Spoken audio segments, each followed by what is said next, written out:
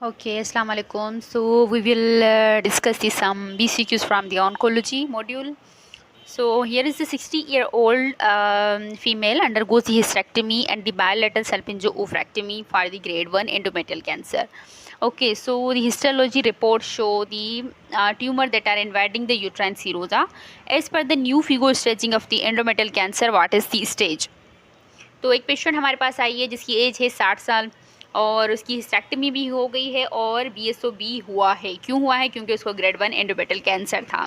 अब उसकी जब हिस्टोपैथोलॉजी है तो उसमें ट्यूमर इन्वेड दी यूट्राइन सीरोजा। तो आप बताएं कि कौन सी स्टेजिंग होगी। ठीक है, तो हम देख लेते हैं थोड़ी सी स्टेजिंग, फिर हम आंसर करेंगे। स्टेज 1 में क्या है कि confined to the uterine corpus and the ovary.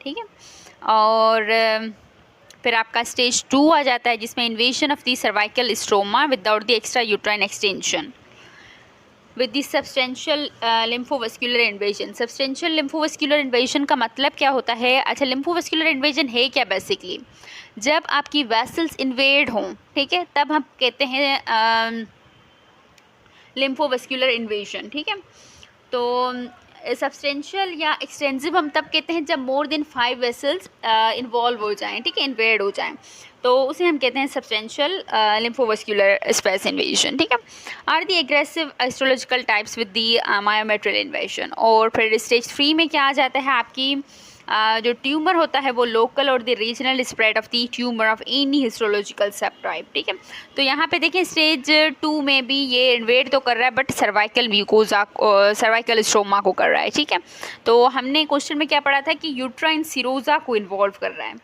तो वो कब आता है? स्टेज 3 ए देखें, invasion of the uterine serosa adnexa or the both by the direct extension or the metastasis. फिर उसको फर्दर डिवाइड किया गया है। स्टेज 1 है जिसमें फिर spread to the ovary and the fallopian tube. ठीक है, और फिर स्टेज 3A2 आ जाता है जिसमें involvement of the uterine subserosa are spread through the uterine serosa. ठीक है, तो अगर स्पेसिफिक हमसे पूछते तो फिर हम स्टेज 3A2 कहते। ठीक है, बट स्टेज 3A2 का आप देखेंगे कि ऑप्शन ही नहीं है, तो फिर हम यहाँ पे करेंगे stage 3A, that is the C। Okay, फिर स्टेज 4 में फिर डिस्टेंट मेटास्टेसिस हो जाता है। अच्छा, थोड़ा सा एक चार्ट देख लेते हैं। अगर हमारे पास पोस्ट मेनोपॉजल एज में पेशेंट आती है ब्लीडिंग के साथ तो हम उसको कैसे लेके जाएंगे? ठीक है, तो सबसे पहले जो हमारी फर्स्ट लाइन इन्वेस्टिगेशंस होती है वो होती है ट्रांसवेजाइनल अल्ट्रासाउंड। ठीक है, तो ट्रांसवेजाइनल अल्ट्रासाउंड हम करेंगे, उसमें हम क्या देखते हैं? एंडोमेट्रियल थिकनेस देखते हैं। ठीक है, अगर हमारी हमने ट्रांसवेजाइनल अल्ट्रासाउंड किया और जो एंडोमेट्रियल थिकनेस है पेशेंट की, ठीक है, वो है 4 मिलीमीटर से कम है, फिर हमने एग्जामिनेशन किया, स्पेक्यूलम एग्जामिनेशन हमने की, क्योंकि इसमें तो फिर बायोप्सी की कोई इंडिकेशन ही नहीं बनती, तो फिर हम सिर्फ एग्जामिनेशन करेंगे और हमें पेशेंट लो रिस्क लग रही है तो फिर हम उसे रीअश्योर करेंगे और डिस्चार्ज करेंगे। ठीक है, अच्छा, अगर एंडोमेट्रियल थिकनेस आपकी 4 मिलीमीटर से ज़्यादा है बट वो इरेगुलर नहीं है, ठीक है, फोकल नहीं है, तो फिर आप क्या करेंगे? तो आप एंडोमेट्रियल बायोप्सी लेंगे। ठीक है, आपने एंडोमेट्रियल बायोप्सी ली, वो इनएडिक्वेट सैंपल आ गया या तो फिर नॉर्मल रिजल्ट आ गई, नॉर्मल रिजल्ट आ गई तो फिर तो बात ही ख़त्म हो गई। ठीक है, अगर इनएडिक्वेट सैंपल आ गया तो फिर आप देखेंगे कि पेशेंट हाई रिस्क है या लो रिस्क है। ठीक है, उसमें बाकी फैक्टर तो नहीं है कोई, उसमें उसकी फैमिली हिस्ट्री तो नहीं है, लिंच सिंड्रोम तो नहीं है। ठीक है, तो बाकी चीज़ों को भी आप देखेंगे।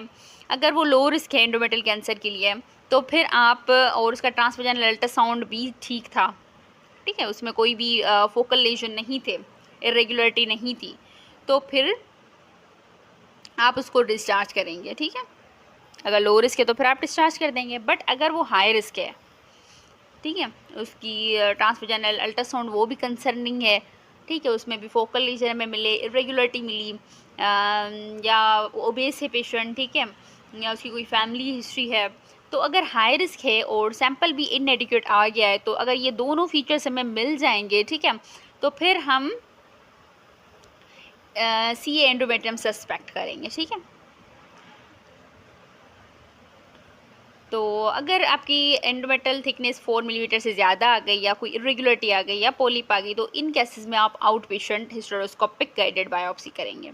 इसमें तो हम पाइपल से कर रहे थे ना, तो इसमें हम स्टेरोस्कोपिक गाइडेड करेंगे जब एंडोमेट्रियल थिकनेस भी ज़्यादा हो, इरेगुलरिटीज़ हो या कोई पॉलिप वगैरह हो। ठीक है, तो पॉलिप का ये है कि आप उसको रिमूव भी कर सकते हैं स्टेरोस्कोपी से।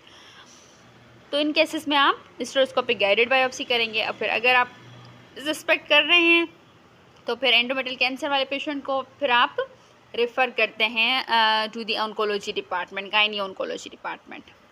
Okay, so that's all about it.